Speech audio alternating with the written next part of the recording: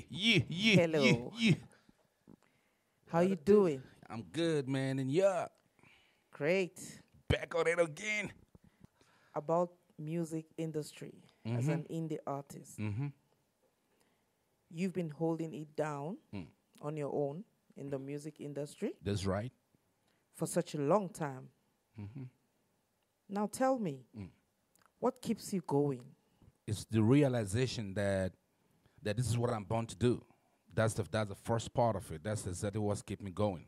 The realization that this is what I'm born to do. Like without this, there ain't no life for me, you know. So that's the primary goal. That's the primary motivation that keep me going.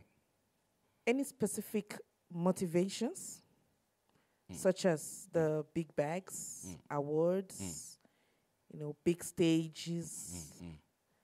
lightings, cameras, Mm. just like this Mm. one? Mm. Mm. Are these what keeps you in the game? First of all, what kept me in the game is the fact that I knew that I've got messages that God has given to me to send through to the world, which is my music.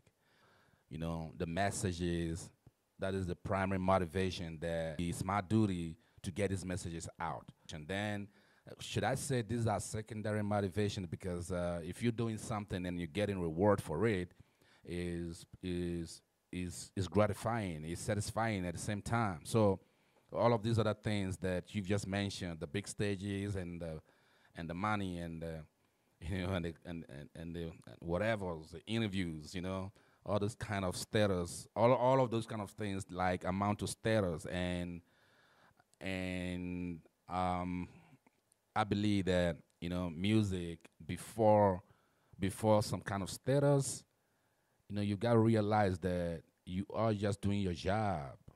It's just like Joe the plumber. Joe the plumber go to do the plumbing and get paid. So the stages are are the staffs that you're using to work or to do your job. It's just like materials that you use to do your job. There ain't special no special thing to them. Let me put it that way. The money is means of living.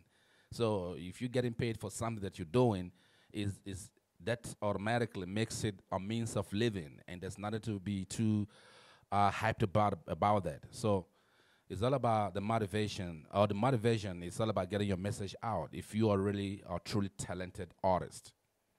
Previously, we talked about you as an artist Mm-hmm. and an entrepreneur. Mm-hmm. What does being an independent means to you? Um, I think I've said it before that everybody likes to own a little bit of something. So if you're an independent artist, you've been trying to grind it all out by yourself. I think the most important thing is that you're gonna be like owning something, owning your work. But for me, what makes me happy that I'm independent is the lesson that you learn from the trade as an independent artist. You grow in it, you make mistakes, you fall, you rise, you fall again, you find a way to rise again. You just want to do things, making sure that you you you succeed. Which major record labels Mm. or major music companies Mm. would you like to sign to? Basically, if you grind this whole damn thing out to the level that I am, that you got your studios, you've got your visual, your film studios and all of those things set up already, and you can write your song, you can produce them. It's difficult apparently to just um, lay your lay your eggs in another in let me put it that way, another uh, people's basket, you know. So laying your own eggs in your own basket is exactly what it is. Like being is something like the previous question, being independent. So it's difficult to actually say that, you want to sign. I don't know. It depends on the kind of deal that you want to sign with a record label with some other companies. So because at the end of the day, if you are at the level that I am, you are already a company not just an artist. You are a company. So if companies speak to company or talk to companies, and the companies they understand why they're talking to each other, and have this kind of situation whereby they're able to uh, break down their business relationship and all that, then that is fine for me. If I'm talking to some companies or some companies talking to my company and find a way to work together, then that is great, because at the end of the day, it's business. It's not like you got to be in your own world all of the time. So um, I wanted to say specifically which kind of company or music company or major, whatever that it is, because I don't understand the word major anyway, because the people are doing their business, I'm doing my business. There's not a major by anybody. So if people want like get to work with Morgis Records or work with Stovers, the artist, I'm cool with that. I'm open to that, but not like signing as an artist, like with a 360-degree. You know, all you just have to do is get paid for your contract and start making music for these other people, and at the end of the day, you still gotta come back complaining anyway. So I'm not up for things like that. I'm up for companies discussing business relationship with another company, and we get this signed. That is more G's. That is the basis for more G's records, bruh. All right, so I'm picking up from what you're saying, like Mm. there will be none at the moment, or there you wouldn't maybe wanna like go into such with record labels. No, it's not. It's not like that. I think people are getting this whole thing wrong. If so, for us at Morgis and myself as an artist, Stovers, is that this is business. You know, another company discussing with another company is clientele. You understand what I'm saying? So it's not like as if somebody's gonna like say, no, shut up this other company. No, we buying you over. Or if you gotta buy me over, then I know how much I'm selling myself. If you're gonna buy my music over, I know how much that's gonna work. So it's not like the traditional way of signing, like signing an artist. I won't be signing to someone as an artist. I will be signing a business contract with another company as a company. That's what I'm talking about. All right, so I think for some artists, it could feel like okay, you meeting with big companies, the record labels, to sign off deals. Like it could feel like you lifting up burdens, you know, of some sort. You know, like they can help you just sort out this thing as quickly as possible, and voila, you get the cash. What do you say about that? I think it's the same page we are in. So remember, I said it's business, you know? So if we are having a business relationship, so we understand exactly why you coming in, what you coming in with, right? And what Morgis is coming in with, or Stovers is coming in with. If it is your responsibility to be in charge of marketing or PR or distribution or, you know, some of these other things, the publicity or, you know, it's because, you know, music is large, you know. So if we are coming together as different conglomerate trying to work out this whole damn thing, I think it's good like that. It's cool like that. It's pretty much cool like that. But not like your traditional knowledge of signing an artist as an artist. They call it 360 contract. No more 360 contract. So are you saying this because you are Morgis Records? Yeah, basically, it's Morgis Records. There's no difference between Morgis Records and what people term as major, basically. That's why I keep reiterating the need for realization that this is a company dealing with another company. You know, even the artists on the Morgis record, they are their own companies, their own brand. That is how we treat people. That's how we treat artists at Morgis. They are their own brand. So if you want to like do a business with another company, you don't go into the company and take over that company. Except if you're going to take over a company, you know how much that means. So it's a whole different ball game. So basically, working together doesn't necessarily mean that somebody is signing their rights away. So it's different at Morgis. It's business. It's always business, and it's always gotta be business. It's music business. That's what we call it.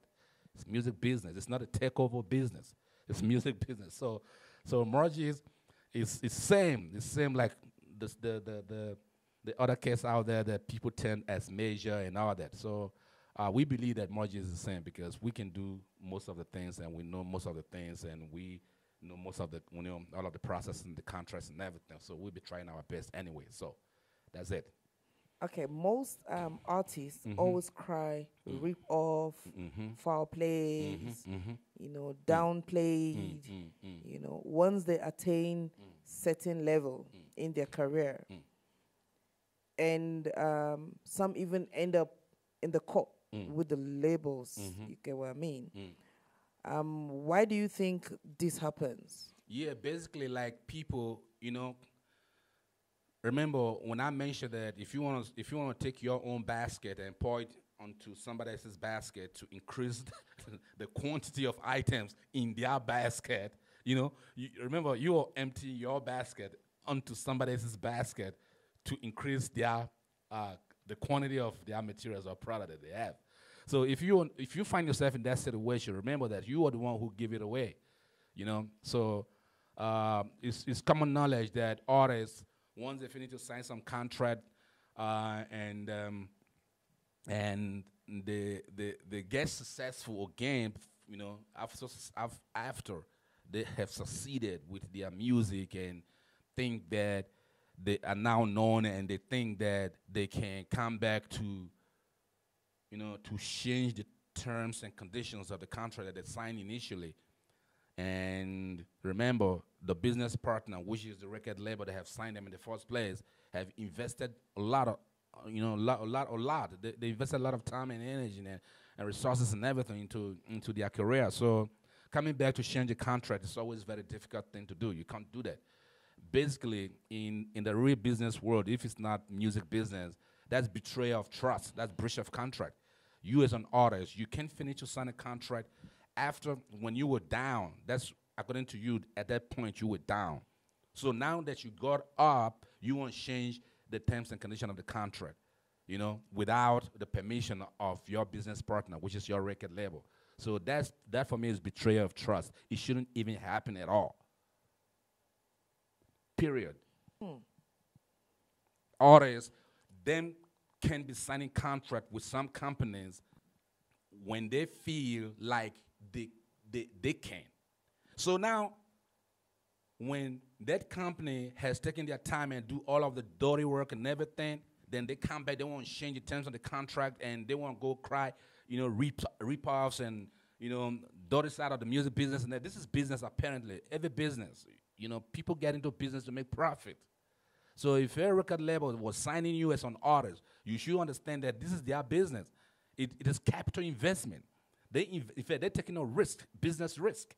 And once you get to the top, if possible, just chill with that contract. Don't go back and try to change terms and conditions and try to get some, lawyers who weren't even there in the first place when you were signing the contract and try to disrupt your whole project.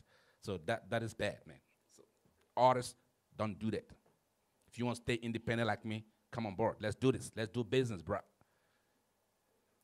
So are you saying that there could be a fair deal in music contracts? Not necessarily fair deals per se. I don't know what a fair deal will look like. You understand what I'm saying? Yeah, because it's larger than what people think. There are so many departments to it and capitals needed and everything. Experts, people, qualified people needed and all that. So if you're an artist, what I can say to that, if you sign, just sign and just do your thing. And once your contract is expired, then you can ask for freedom, take that experience and use it for yourself right away once you cut ties with the ones that you had that business relationship with before. I'm going to put this question like this again. Is there or will there ever be a fair deal in the music business? Yeah, that's what I'm saying. What's fair? What's fair deal? What's fair deal? When because the artist, for example, sorry to catch you there. Or you can continue ask the question. Say when the artist is not really into contractual knowledge and feels like this is what I want to do, this is how I want to get into the mind of people. I just want to sell myself to people, and the artist is gonna just accept the contract on the basis of just mere trust. No, man. You know, when it's a contract, contract itself is something to be trusted. Contract is an expression of trust. It's an expression of trust. What it means is that we are signing this document knowing fully well that you trust us with what we want to do, the reason for this or the content of the contract. You trust that we're going to do our part, and we trust that you're going to do your part. That is why we're signing a document called contract. All right. So we don't sign a contract, and in the middle of the contract, you know, there's this. It's a whole lot of. It's a long list of artists who has been crying foul and everything. They mustn't cry foul. They signed the contract, and it's not an excuse to say I never knew what I was signing to. That's crazy. It's ludicrous. They're lying, man. You can't sign something and say you never knew what you were signing up to. No matter how young you are, no matter how uneducated you are, basically, you never, in the first place, supposed to be uneducated to be successful in the music business. This is business right here. You got to get some education in the first place. You got to be able to read and write. You got to be able to listen to your lawyers. And if your lawyer says sign it and you agree to that, then you sign it. Or if you think that you can't sign something that your lawyer has already, because in the first place, you were signing those documents with your lawyers. So you can't come back and say, man, I just signed because I was desperate. That's ludicrous, man. A lot of them say that worldwide. They come back and say, no, hey, I just signed the contract because I was desperate. I never knew what I was signing to. They deceived me. Well, nobody deceived you. You won't get in the platform. And you've been presented the platform based on the contract that you've signed. Why not be satisfied with it? Bro, man, them artists must stop, this cheap mentality of using people, because now is the artists, if you look at it from the business mindset, is the artists who are looking for people to use, and once they climb the ladder, they come back to say, no, man, I don't want to climb with you anymore. So in reality, is the artists who are actually looking for avenue to use those people whom they term they can use and come back against them. All of that should change, bruh, and let the business grow. So you, as an artist, Yes. a big dog, old school, Thanks for that. what's your advice to young artists heading the path of independence?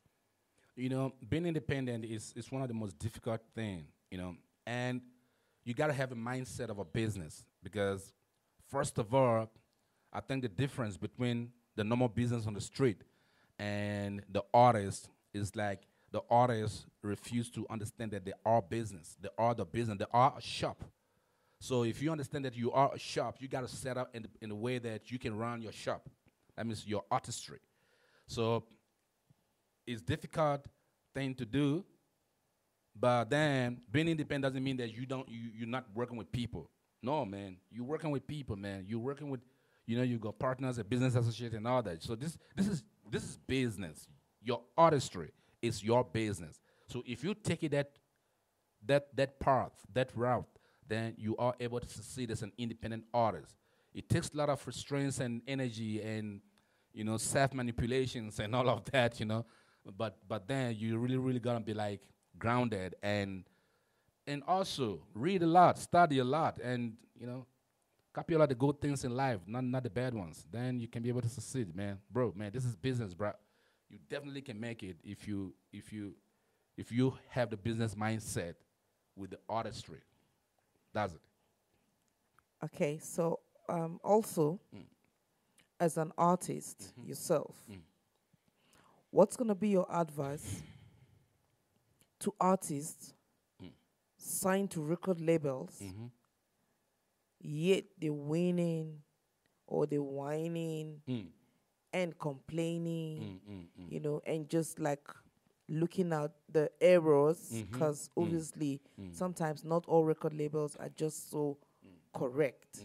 So what would you say, or what's going to be your advice to artists who just more or less picks out the negatives of the record labels? Dear artists, man, there ain't no negative record labels or negative activities going on in record labels, because I believe that, for example, at More G's, we are working according to the terms and conditions, like it's itemized list in a contract. If you look at your contract very well, you saw say duties of a record label. So the record label is using that template to do their job. And somehow some of the artists, they will find that, the template in the contract that the record label is using is no more suiting their personal ego. So now they won't change that. That's what I'm saying. So you can't change your contract, except you're gonna ask for leave, and if they want to let you go, let them let you go even before the contract ends. Otherwise, there are consequences. So what happened is that you can sign a contract and start weaning and whining and crying and repuffs and stuff and everything. And by the way, most of them artists who have taken that route of whining and complaining and all that, and some of them actually left some of these record labels, they haven't done pretty much well on their own, because when you get into the business of the music, you realize that it's not as easy as you be thinking. You realize that these companies or record labels that you be talking about ripping you off, you are the one who's actually ripping them off, because they're still waiting for returns on their investment on you. So why don't you just take it easy and work as your artistry, like I said, as a business, and have a little bit of business mindset. Then you can be able to work with your record label and see that both of y'all succeed. So that if there are points that are getting wrong, you can actually bring them forth. It's not to go to the media and speak bull crap about your record label. When can we expect your new single? I'm 80% through on that single, but we're just trying to finish up greatly. We want to make sure that, remember, my music is all about the messages and everything. So we're 80% through, and pretty much very soon we will drop that single.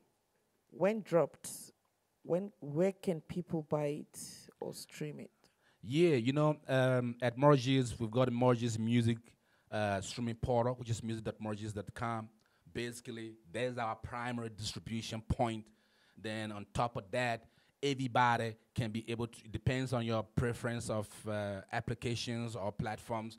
You're going to find all of the major distributions or streaming platforms. It was nice talking to you. Always a pleasure.